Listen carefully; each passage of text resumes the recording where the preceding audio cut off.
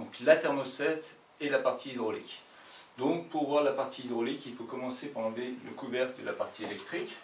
Donc tout à l'heure, très facile d'accès, et également pour la partie hydraulique.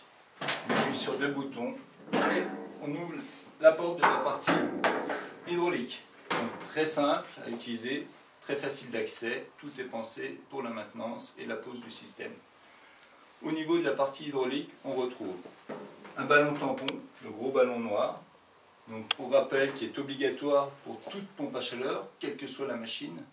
Ce ballon va permettre de diminuer les consommations du client, d'augmenter la durée de vie de la machine et d'optimiser le confort du client. Sans ballon tampon, à chaque dégivrage, le client a une sensation de froid dans la maison, ce qui est intolérable dans une pompe à chaleur.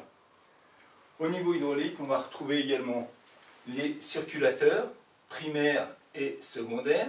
Donc, les circulateurs sont intégrés, accessibles pour la maintenance.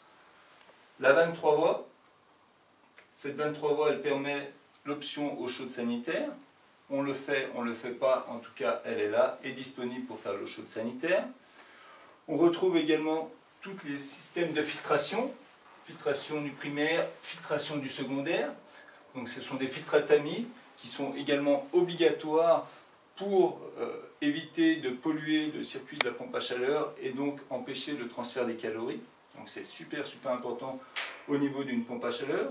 On retrouve également des vases d'expansion. Un vase d'expansion ici rouge dans la partie basse et un vase d'expansion également en partie haute. Donc un vase sur le primaire, un vase sur le secondaire.